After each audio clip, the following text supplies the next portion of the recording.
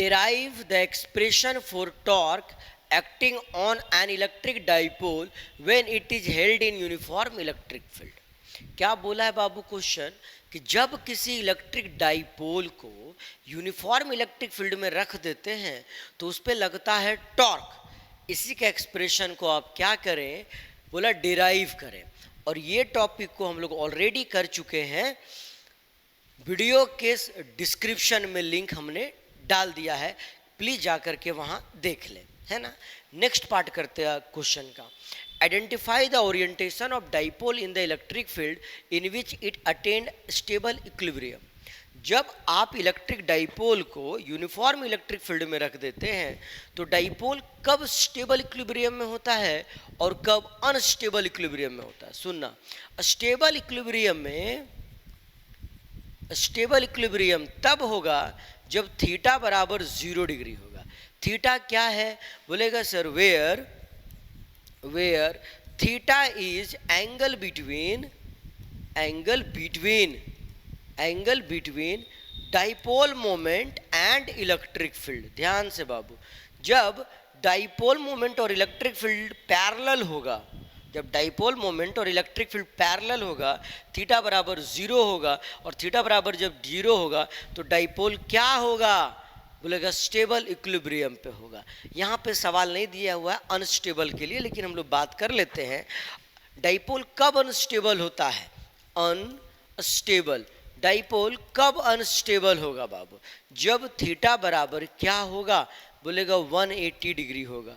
Where theta किसके किसके बीच का एंगल होगा बोलेगा, थीटा जो है ना सर वो एंगल है किसी किसके dipole moment and electric field के बीच का एंगल. मतलब सर जब इलेक्ट्रिक फील्ड और डाइपोल दोनों अपोजिट डायरेक्शन में होगा तो डाइपोल क्या होगा बोलेंगे सर अनस्टेबल होगा. क्या होगा बाबू, अनस्टेबल होगा. ठीक है, चलिए नेक्स्ट क्वेश्चन करते हैं हम लोग. नेक्स्ट क्वेश्चन में क्या दिया है देखिए. An electric dipole is placed in uniform electric field with its dipole moment parallel to the field. Find the orientation of dipole for which torque acting on it become maximum. बोला क्या है, ऊपर झूठे मतलब का कहानी बनाया हुआ है ना. नीचे से मतलब रखिए क्या बोल रहा है, find the orientation of dipole for which torque acting on become maximum. जब आप किसी इलेक्ट्रिक डाइपोल को यूनिफॉर्म इलेक्ट्रिक फील्ड में रख देते हैं ना तो डाइपोलवा पे टॉर्क लगता है. क्या लगता है बाबू, टॉर्क. क्या लगता है रे, टॉर्क. कितना लगता है टॉर्क बताना, तो बोलेगा सर टॉर्क बराबर होता है PE इंटू साइन थीटा. अब यहाँ बोल रहा है टॉर्क मैक्सिमम कब लगेगा, सुनियो जब साइन थीटा मैक्सिमम होगा. टॉर्क मैक्सिमम तब होगा जब साइन थीटा का वैल्यू मैक्सिमम होगा. साइन थीटा का वैल्यू मैक्सिमम कब होता है बाबू, जब साइन थीटा इक्वल टू 1 हो जाता है. और साइन थीटा इक्वल टू 1 कब होगा, जब थीटा इक्वल टू 90 डिग्री होगा. सुनियो बात को, टॉर्क मैक्सिमम कब होगा बोलेगा जब सर थीटा इक्वल टू कितना डिग्री होगा, 90 डिग्री. और थीटा किसके बीच का एंगल होगा बोलेगा dipole moment and electric field. हो गया, चला जाए नेक्स्ट क्वेश्चन की तरफ. नेक्स्ट क्वेश्चन हम लोग करते हैं. सुनिएगा एक बात हम जो आपसे बोलना चाहते हैं. क्या, अगर आप PYQ को बहुत अच्छा से सॉल्व कर लेते हैं, बहुत अच्छा से, मतलब एक एक क्वेश्चन को, तो मैं गारंटी देता हूं कि आप 95% से ज़्यादा स्कोर करेंगे फिजिक्स में, एकदम गारंटी है ना. तो कोशिश करिए कि जितना हो सके आप PYQ को सॉल्व करिए. हाँ, डायरेक्ट क्वेश्चन PYQ से बहुत ज़्यादा नहीं आता है, लेकिन चूंकि आप क्वेश्चन काफ़ी बनाए रहेंगे, कंसेप्ट यूज किए रहेंगे, तो होगा क्या ना बाबू कि कोई सा भी क्वेश्चन आएगा ना तुम एकदम आराम से सॉल्व कर लेगा. इसीलिए अगर आप चाहते हैं ना कि PYQ रेगुलर बनाएं हम और प्रॉब्लम आता है उसको बनाने में, तो आप मेरे चैनल को सब्सक्राइब कर लें, क्योंकि हम लगातार आपको जो है ऐसा वीडियो देते रहेंगे, है ना. चलिए फिर यहाँ पे देखिए क्या बोला है. एक पॉइंट चार्ज है प्लस Q, हाँ, is keeping in the vicinity of अनचार्ज conducting plate. Okay, sketch electric field line between charge end plate. कुल मिला के क्या बोल रहा है, चार्ज और प्लेट के बीच में है ना, अनचार्ज प्लेट है, इसके बीच में क्या बनाइए आप, ग्राफ बना के दिखाइए। सुनना बाबू, थोड़ा सा कुछ कुछ बात ध्यान रखना। क्या है, पॉजिटिव चार्ज जो होता है वो क्या करता है, बोलेगा पॉजिटिव चार्ज के कारण जो इलेक्ट्रिक फील्ड लाइन होता है वो उसके तरफ आता है कि उसे निकलता है। तो प्रॉपर्टी आप पढ़े होंगे, electric field line start from positive charge. क्या बोले बाबू, electric field line start from positive charge. तो हो क्या रहा है, ध्यान देना, या इलेक्ट्रिक फील्ड लाइन स्टार्ट हो रहा है कौन सा चार्ज से बताओ, पॉजिटिव चार्ज से। दूसरी बात सुनिएगा, जो कंडक्टिंग प्लेट होता है उसमें क्या होता है कि नेट इलेक्ट्रिक फील्ड जीरो होता है। क्या बोले हम, कंडक्टर के अंदर नेट इलेक्ट्रिक फील्ड क्या होता है बाबू, कंडक्टर के अंदर जो नेट इलेक्ट्रिक फील्ड होता है ई इक्वल टू क्या होता है, बोलो जीरो। अगर कंडक्टर के अंदर इलेक्ट्रिक फील्ड है ही नहीं, अगर किसी कंडक्टर के अंदर इलेक्ट्रिक फील्ड है ही नहीं, तो क्या वहाँ इलेक्ट्रिक फील्ड लाइन होगा, तो नहीं होगा। यहाँ देखिए, यहाँ ऐसे ऐसे आ रहा है इलेक्ट्रिक फील्ड लाइन, दिख रहा है सबको, है ना, पर अंदर में नहीं दिख रहा है। क्यों नहीं अंदर में दिख रहा है बताओ, क्योंकि कंडक्टर के अंदर में इलेक्ट्रिक फील्ड क्या होता है, जीरो होता है। अगला बात सुनिएगा, अगला बात ध्यान से, अगला प्रॉपर्टी इसके लिए, हाँ क्या होता है अगला बात कि इलेक्ट्रिक फील्ड लाइन जो ऑलवेज मेक्स परपेंडिकुलर, या always perpendicular to the surface of conductor. क्या बोले हम, कोई भी कंडक्टर है ना, उसके साथ जो इलेक्ट्रिक फील्ड लाइन होता है वो कितना डिग्री बनाता है, बोलेंगे सर 90 डिग्री बनाता है। ये कंडक्टर, तो ये कंडक्टर के साथ जो है वो कितना डिग्री बनाएगा, कौन, इलेक्ट्रिक फील्ड लाइन, बोलेंगे सर 90 डिग्री, इसीलिए ये बाहर निकला हुआ। यहाँ पर भी देखिए कितना डिग्री बन रहा है बाबू, तो क्या बोलेंगे हम लोग 90 डिग्री। ये सारा प्रॉपर्टी को आप यूज करते हुए एक लाइन ड्रॉ कर दीजिए, क्या बन जाएगा आपका बताइए, इसका इलेक्ट्रिक फील्ड लाइन बन जाएगा, है ना। चलिए फिर अगला क्वेश्चन की तरफ, अगला क्वेश्चन देखते हैं हम लोग। ये है, ये क्वेश्चन जो है बड़ा बढ़िया क्वेश्चन है, बड़ा इंटरेस्टिंग क्वेश्चन है, बड़ा डिस्टर्ब करता है बच्चों को। क्यों डिस्टर्ब करता है ये क्वेश्चन ना, क्योंकि ये क्वेश्चन जो है वो थोड़ा वेक्टर का है। किसका है बताना, वेक्टर का है ना। बढ़िया से देखना बाबू, एकदम प्रेम से समझाएंगे इस क्वेश्चन को, थोड़ा टाइम भी लगेगा तो देखने की कोशिश करना, हाँ, क्योंकि ऐसा नहीं है कि फर्स्ट एंड लास्ट क्वेश्चन है ऐसा। आपको मैग्नेटिक इफेक्ट ऑफ करंट में भी ऐसा ऐसा क्वेश्चन देखने के लिए मिल जाएगा, वेक्टर फॉर्म देखने के लिए मिल जाएगा, इसीलिए थोड़ा सा बर्दाश्त करना, थोड़ा सा, है ना। देखो क्या बोला, बोला ना कि एक दो चार्ज है मेरे पास, क्या टू चार्ज है, दो चार्ज, कौन कौन, Q1 और Q2, जो कि पोजीशन वेक्टर R1 और R2 पे स्थित है। वापस से सुनना, क्या बोले हम, दो चार्ज है मेरे पास, कौन कौन, चार्ज है Q1 और दूसरा चार्ज Q2, जो कि पोजीशन वेक्टर R1 और R2 पे प्रेजेंट है। क्लियर है। अगला बात सुनिएगा, P एक पॉइंट है जो कि पोजीशन वेक्टर R पे प्रेजेंट है। ओके, आर पे, पोजीशन वेक्टर आर पे एक पॉइंट है, पॉइंट पी, जहां पर हमको क्या निकालना है, इन दोनों चार्ज के कारण इलेक्ट्रिक फील्ड निकालना है। इन दोनों चार्ज के कारण क्या निकालना है बाबू, इलेक्ट्रिक फील्ड निकालना है। अब सुनना बात को, हाँ, इलेक्ट्रिक फील्ड का फॉर्मूला क्या होता है, तुम बोलेगा सर इलेक्ट्रिक फील्ड बराबर होता है KQ बाई आर का स्क्वायर। आर मतलब सर दूरी का स्क्वायर। क्या बोले हम कि अगर कोई चार्ज है Q और ये है पॉइंट P और ये दूरी है R, तो बोलेंगे क्या, जो इलेक्ट्रिक फील्ड होगा ना इस पॉइंट P पर, इस चार्ज के कारण, वो कितना होगा, बोलेंगे सर KQ बाई क्या होगा बताइए, R का स्क्वायर होगा, है ना, दूरी का स्क्वायर। अब समस्या देखिए यहाँ पे क्या है, इस चार्ज के कारण आपको यहाँ पे इलेक्ट्रिक फील्ड चाहिए और इस चार्ज के कारण इलेक्ट्रिक फील्ड चाहिए।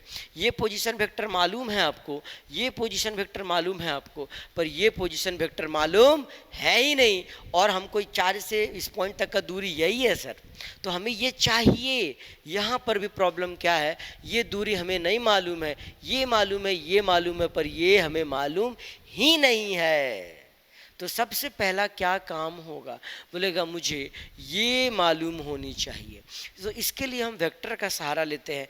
ट्राइंगल ऑफ वेक्टर एडिशन क्या बोलता है बाबू, ध्यान देना कि ये पहला वेक्टर, ये दूसरा वेक्टर, तो ये कौन सा वेक्टर, रिजल्टेंट वेक्टर, ये वेक्टर A, ये है वेक्टर B, और ये क्या है वेक्टर C। तो हम लोग बोलेंगे वेक्टर C बराबर क्या, vector A plus vector B। Arrow को ध्यान से देखिए, एरो को ध्यान से देखिए, हाँ क्या बोले हम, ये वेक्टर A, ये वेक्टर B और ये वेक्टर C। ये पहला वेक्टर का एरो ऐसे, दूसरा का एरो ऐसे, तीसरा का एरो ऐसे, दिख रहा है आपको सही से, है ना। तो वेक्टर C बराबर क्या होगा, vector A plus vector B। तो यहाँ से बताइए हमको वेक्टर B बराबर क्या हो जाएगा, तो आप क्या बोलेंगे, बोलेंगे vector C minus vector A, दिखेगा, हाँ, यहाँ भी वही चीज़ है, पहला वेक्टर ऐसे, दूसरा वेक्टर ऐसे, रिजल्टेंट ऐसे। तो ये जो आर दिख रहा है ना, वो रिजल्टेंट वेक्टर है, ये R1 है और ये मुझे नहीं पता। तो बताओ हमको देख करके वो फिगर, ये वाला वेक्टर कितना होगा? तो आप बोलेंगे सर R माइनस R1 होगा। इसी प्रकार से ये वाला वेक्टर कितना होगा बाबू? तो तुम कितना बोलेगा? बोलेगा R माइनस R2 होगा। हो गया? हाँ सर। लेकिन चूंकि ये पोजीशन वेक्टर के टर्म में दिया है, तो आपको इलेक्ट्रिक फील्ड पोजीशन वेक्टर के टर्म में चाहिए। तो पोजीशन वेक्टर के टर्म में कैसे लिखेंगे हम लोग? ये तो सिंपल मैग्नीट्यूड के टर्म में हुआ ना। पोजीशन वेक्टर के टर्म में इलेक्ट्रिक फील्ड कैसे लिखते हैं, जरा ये ध्यान देना। हाँ देखो यहाँ पे लिखे, अब हम फॉर्मूला देखो। बोलेगा अगर पोजीशन वेक्टर के टर्म में लिखना है सर, तो कैसे लिखेंगे? बोलेंगे के क्यूब बाई आर का क्यूब इंटू आर वेक्टर। सुना बात को? क्या बोले हम? के क्यूब बाई आर का क्यूब इंटू आर का वेक्टर। ये तरीका है पोजीशन वेक्टर के टर्म में, वेक्टर के टर्म में इलेक्ट्रिक फील्ड को लिखने का।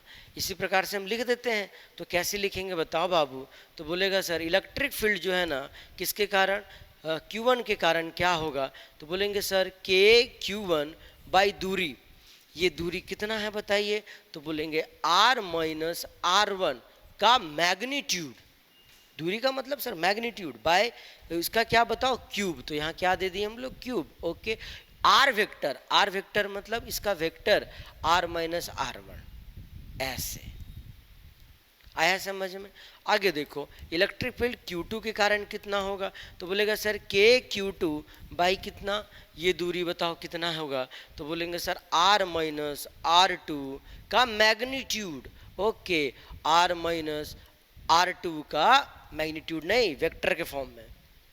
आया बात? क्योंकि पोजीशन वेक्टर में वेक्टर नहीं लगाया हुआ था, इसलिए हम लोग यहाँ पर वेक्टर नहीं लगाए।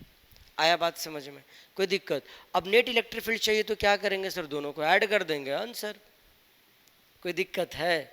नहीं ना? चलो भाई, ये भी हो गया। तो फिर अगला सवाल हम लोग करते हैं। अगला सवाल को देखना हाँ बढ़िया से। देखो क्या बोलता है अगला सवाल। बोला sir two concentric metallic sphere shell of radius R1 and R2।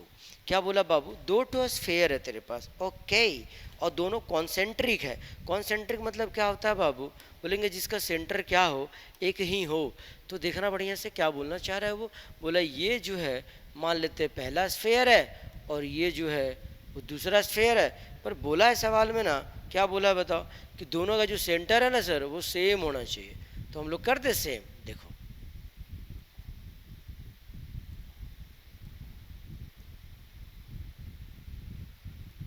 चलिए थोड़ा और बेहतर फिगर कर लेते हैं, थोड़ा मोटा कर लेते हैं, थोड़ा देखने में अच्छा लगेगा, है कि नहीं?